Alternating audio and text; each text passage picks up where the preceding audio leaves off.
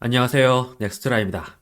어제 창간 50년이 넘은 일본 유명 주간지인 프라이데이가 한국 아이돌 그룹 대연구, 세계 굴지의 엔터테인먼트 제국 한국에 일본이 이기기 위해 필요한 것이라는 기사를 게재해 눈길을 끌었는데요.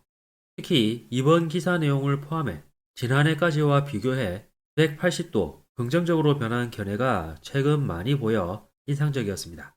그리고 혐한 성향이 강한 것으로 유명한 야후 재팬 네티즌들 반응도 변화를 보여주고 있는데요.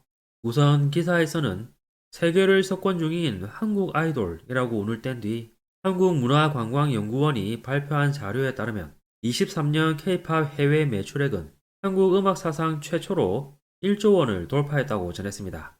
또한 한국문화체육관광부는 콘텐츠 산업 수출이 27년까지 30조 원의 거대 시장으로 성장할 것으로 전망했다고 했는데요.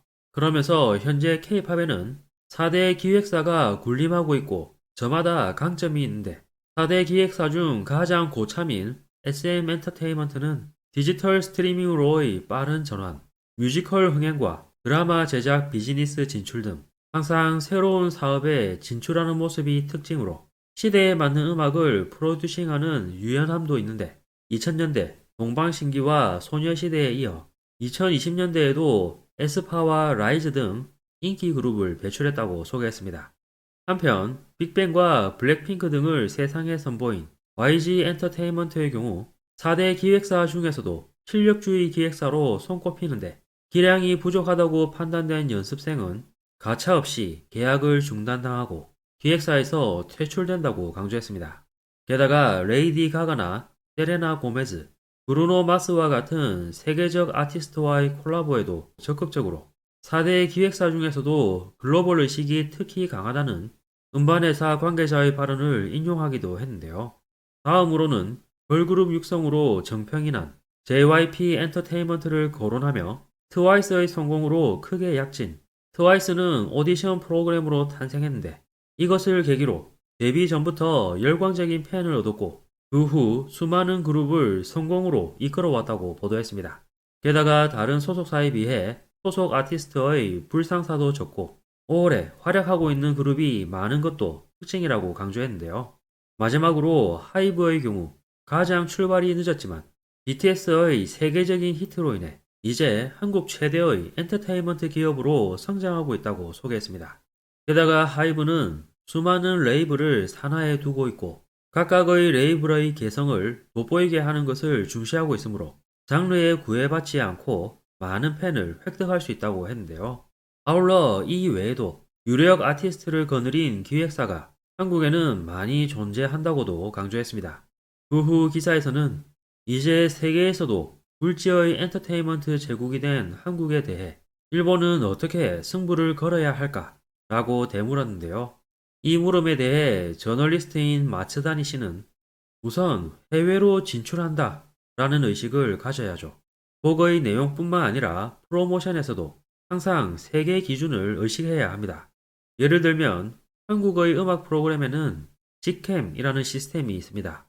퍼포먼스 때 멤버 개개인에게 초점을 맞춘 영상이 유튜브에 공개되는 것입니다.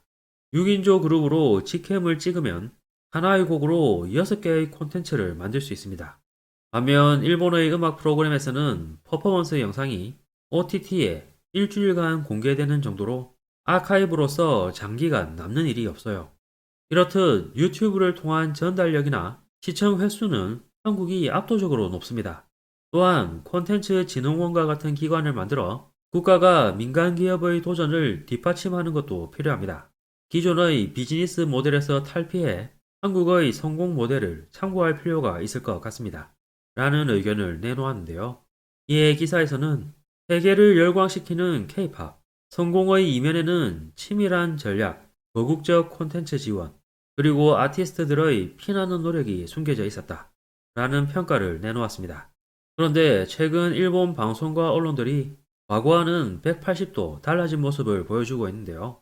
언제나 한류 열풍 이야기가 나오면 한류는 국책이라고 반드시 태클을 걸었는데 이제는 일본도 적극적인 국책을 통해 J-팝을 육성해야 한다고 입을 모아 주장하고 있다는 것입니다.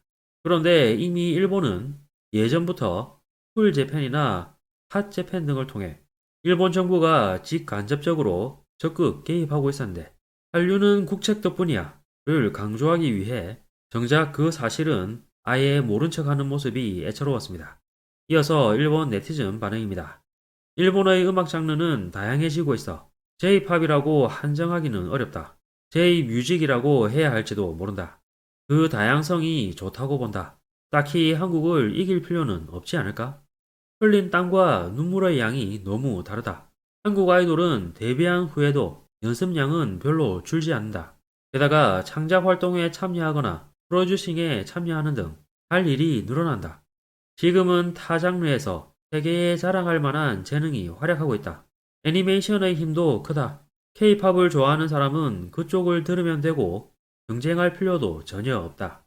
이제 일본 애니는 일본의 서브컬처로서 확고한 입지를 구축하고 있지만 일본의 아이돌이 해외에서 성공하는 것은 어려운 일이다.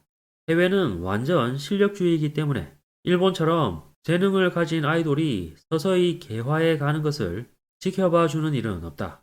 중요한 것은 엔터테인먼트의 질이다. 한국처럼 수로 승부하다 보면 쇠퇴한다. 일본은 아티스트 개인의 실력 향상에 더 주력해야 한다. 아울러 세계 기준을 받아들이는 것도 중요하다. 갈라파고스로 좋다니까. 한국 아이돌은 질리기 시작했다.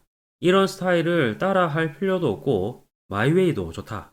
상업주의에 좌우되지 않는데 답이 있다. 그것이 오랫동안 지지를 받는 비결이라고 생각한다. 그렇다면 미디어가 K-팝이나 한류 띄워주기를 그만두는 것부터 시작해보는 건 어떨까? 왜 일부러 세계 2위의 음악 시장이 있는 일본에서 리스크를 짊어지고 해외 진출 같은 것을 할 필요가 있는 거야?